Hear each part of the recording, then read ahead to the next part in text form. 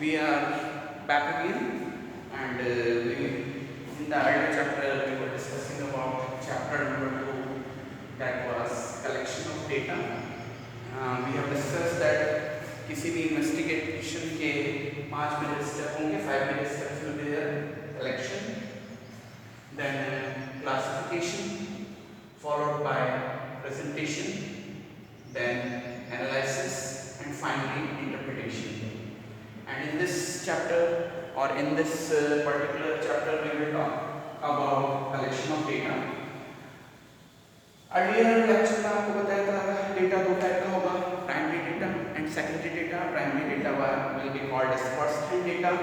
Secondary data is called as second hand data, which is already collected by someone else and we are just copy pasted.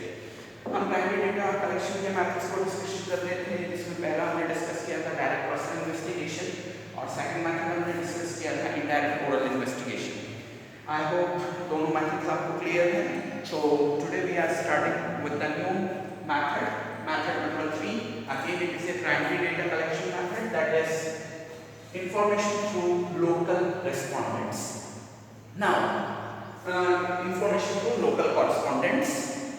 आपने एक चीज़ देखी होगी कि आप news channels वगैरह देखते हो, न्यूज़ देखते हो. आजकल अभी कोरोना पैंडेमिक का बहुत कुछ कवरेज होना है, तो आपने देखा होगा कि एक तो आपका न्यूज़ रीडर है, वो न्यूज़ रीडर बैठा हुआ स्टूडियो में. फिर वो आपको कहता है कि चलिए हम आपको ले चलते हैं दिल्ली अपने संवाददाता के पास. हिंदी में वो ये वर्ड बोलते हैं कि चलिए हम बात करते हैं दिल्ली में अपने संवाददाता से. हिंदी वर्ड आता है संवाददाता, और अगर इंग्लिश वर्ड की तरफ आप जाते हैं तो if you are going to an English bulletin तो you check out it as let's meet और let's talk to our correspondent. So correspondent क्या है? कॉरेस्पॉन्डेंट उस न्यूज चैनल का या उस मीडिया कवरेज चैनल का एक रिप्रेजेंटेटिव है जो उसने दूसरी जगह पे अपॉइंट कर रखा है और वो उसे time to time regular news update देता रहता है. आपको सबसे अच्छा एग्जांपल इसका न्यूज़ चैनल के थ्रू मिलता है. आज एक सिंपल सा एग्जांपल देखते हैं कि इंडिया से बाहर कोई टूर्नामेंट हो रहा है. अब वहाँ की हमें कवरेज का लाके कौन देगा? ऑब्वियसली हमने वहाँ पर अपना कोई कॉरेस्पॉन्डेंट भेज रखा है. अमेरिका में कोई कॉन्फ्रेंस हो रही है, मिस्टर मोदी मिस्टर ट्रंप से मिलने गए हैं और वहाँ की हमें न्यूज़ चाहिए, तो वहाँ की न्यूज़ लेने के लिए न्यूज़ चैनल तो पूरा वहाँ जाएगा नहीं, तो वो क्या करता है, उस कॉन्फ्रेंस में अपने कॉरेस्पॉन्डेंट भेजता है. कॉरेस्पॉन्डेंट का हिंदी मीनिंग होता है संवाददाता, who is giving you regular updates about that event और about that news whatever happening out. So here what thing happens, the investigator appoints different persons in different areas who keep giving the regular information. इन्हीं persons को हम बोलते हैं correspondents और ये regular आपको update देते रहते हैं. और इसका सबसे अच्छा मेजर यूज आप देख सकते हैं न्यूज चैनल्स में. आप कोई भी न्यूज उठा के देखिए, आपको ऑब्वियसली आपका जो न्यूज रीडर होगा, जो एंकर होगा, वो एक बार कहीं ना कहीं जब उसको बाहर की कोई अपडेट देनी है तो वो अपने रिपोर्टर्स या कॉरेस्पॉन्डेंट्स के पास ले जाता है. हिंदी में वो आपको वर्ड बोलेगा चलिए हम अपने संवाददाता से बात करते हैं, या फिर इंग्लिश में अगर हम बात करते हैं तो he will say कि let's move on to our correspondent from Delhi, from America, or whatever the reason they are going to have. News channels, newspapers, journals, magazines, these all are regular users of this particular method. अब local correspondent भी यूं इस एक तरीके से हम और ये भी कह सकते हैं कि आप चाहें तो जिस एरिया में अपनी न्यूज़ कवरेज लेना चाहते हैं या जहां से इन्वेस्टिगेशन करना चाहते हैं, आप वहां का कोई लोकलाइज्ड पर्सन या लोकल पर्सन वहां पर अपॉइंट कर सकते हैं. मतलब कुल मिला के हमने एक टेरिटरीज बांट दी है. जैसे हमने दिल्ली में 4 अपने कॉरेस्पॉन्डेंट रख दिए तो दिल्ली के 4 अलग अलग एरियाज को कवर कर लेंगे. ऐसे ही हमें अमेरिका से कोई न्यूज़ चाहिए तो अमेरिका में हमारे को कॉरेस्पॉन्डेंट अपॉइंट करना पड़ेगा. इस तरीके से जो भी एरिया है जिस एरिया से हम इंफॉर्मेशन निकालना चाहते हैं, वहां पे हमें अपने कॉरेस्पॉन्डेंट को अपॉइंट करना पड़ेगा जो हमें रेगुलर अपडेट्स देता रहेगा। अब अगर मैं इसकी सूटेबिलिटीज, ये मैंने आपको बता दिया है कि इसके रेगुलर यूजर कौन कौन होते हैं।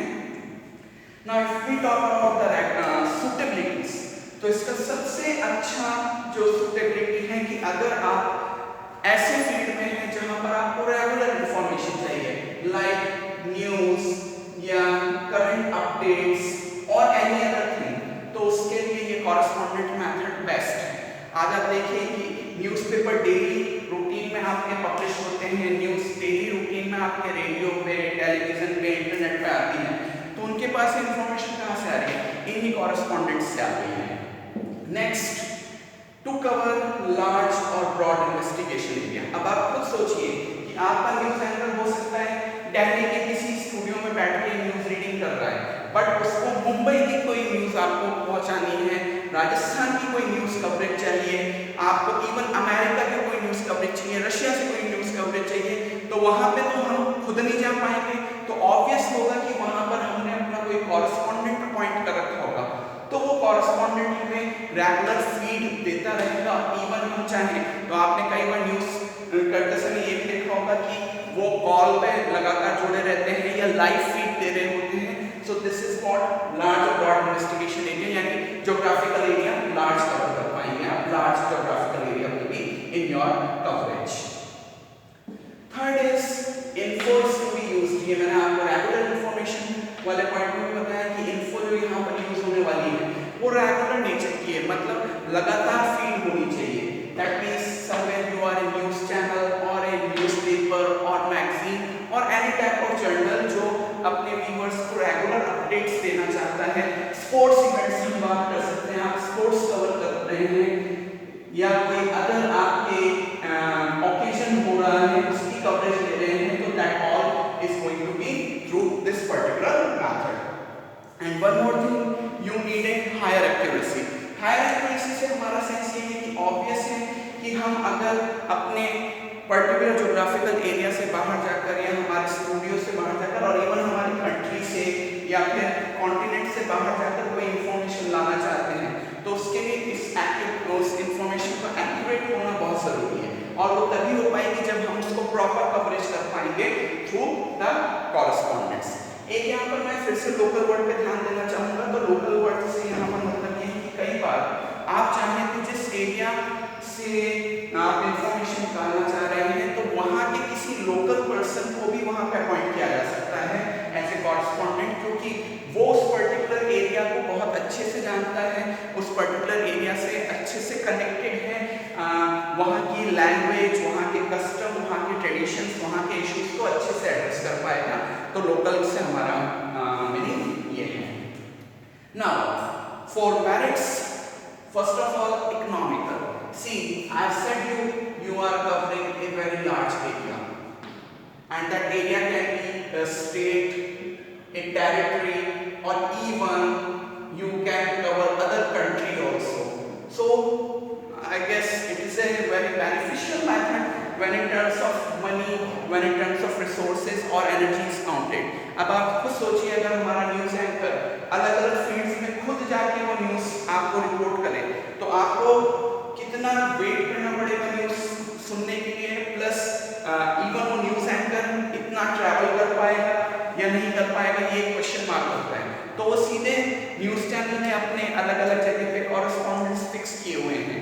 आज आप सोच लीजिए एक स्पोर्ट्स इवेंट अमेरिका में हो रहा है, एक स्पोर्ट्स इवेंट हम बात कर सकते हैं बांग्लादेश में हो रहा है, एक स्पोर्ट्स इवेंट लंदन में हो रहा है, तो तीनों जगह के अलग अलग कॉरेस्पॉन्डेंट्स से वो आसानी से कनेक्ट होके आपको कवरेज दे सकते हैं। तो टाइम, मनी, एनर्जी, एफर्ट्स बहुत कम खर्च होंगे।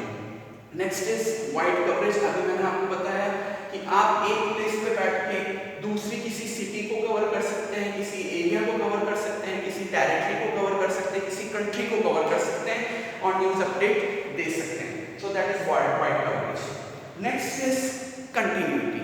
Now see, news डेली आती है, इवन दिन भर 24 घंटे आपके न्यूज़ चैनल चलते रहते हैं। अभी जैसे आप सीधी सी बात देखिए कि कोरोना का आउटब्रेक चल रहा है, तो ऑब्वियस है कि आपको हर घंटे में किसी ना किसी चैनल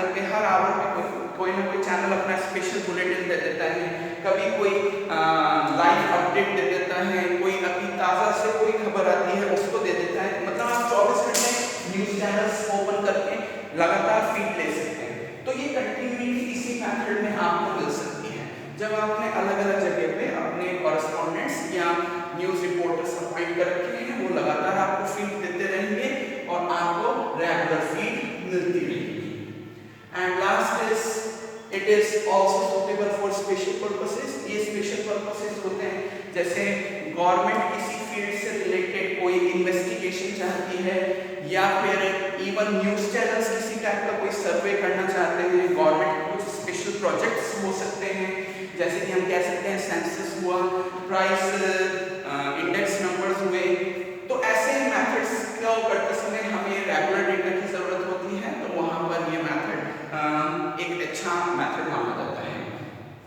डीमेरिट्स की मैं बात करूं तो यहाँ पर है less originality. Less originality in the sense इसलिए होता है क्योंकि कुछ जनों का कहना है कि जैसे न्यूज चैनल्स तक जो फाइनली अपडेट न्यूज तक पहुंचती है वो बहुत कट पिट के पहुंचती है, बहुत रिफाइंड वे में पहुंचती है या फिल्टर्ड मैनर में होती है।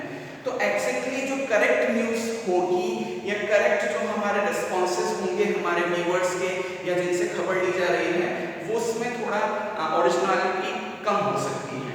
Next is less uniforms. अब जैसे एक सिंपल सा एग्जांपल देखिए ना, आप एक ही न्यूज को अलग अलग न्यूज़पेपर्स में या मैगजीन्स में या जर्नल्स में पढ़े या अलग अलग न्यूज चैनल्स पे देखें तो हर चैनल कुछ ना कुछ आपको अलग सर्व करेगा और आप कंफ्यूज हो जाओगे कि एग्जैक्टली कौन सा चैनल कौन सा न्यूज़पेपर उस खबर को सही वे में प्रेजेंट कर रहा है। आप सिंपल सा मैं आपको एक एग्जांपल देता हूँ, हमारे यहाँ भिलवाड़ा के या राजस्थान के जो प्रोमिनेंट न्यूज़पेपर है राजस्थान पत्रिका और दैनिक भास्कर, एक ही दिन पे आप दोनों पेपर्स को एक साथ लेके बैठिए, आपको कहीं ना कहीं ऑब्वियसली कि उसमें डिफरेंसेस पता चल जाएंगे। कहीं कोई खबर प्रेजेंट हो भी सकती है और कहीं कोई खबर नहीं भी प्रेजेंट हो सकती है, कहीं किसी खबर को बहुत ज्यादा कवरेज मिल सकता है एक पेपर में तो दूसरा उसको एक छोटे से कॉलम में या एक छोटे से साइड ब्लॉक में कंप्लीट करके छोड़ सकता है, तो इसलिए लेस यूनिफॉर्मिटी मानी जाती है।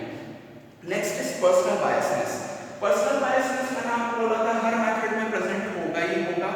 पर्सनल बायसनेस का मतलब ये होता है कि एक तो रेस्पोंडेंट प्लस जो immediate collector of the information है यानी इन्यूमरेटर या इन्वेस्टिगेटर है, वो चाहे तो अपने हिसाब से खबर को मोल्ड कर सकते हैं, उनके थॉट्स का, उनकी जिसको हम कह सकते हैं अपब्रिंगिंग का, उनके मेंटल लेवल का, उनके पर्सपेक्टिव का उस चीज के ऊपर डेफिनेटली इम्पैक्ट होता है और वो उसे मैनिपुलेट कर सकते हैं। So that is personal biasness और ये हर मेथड में आपको कहीं ना कहीं प्रेजेंट जरूर मिलेगा।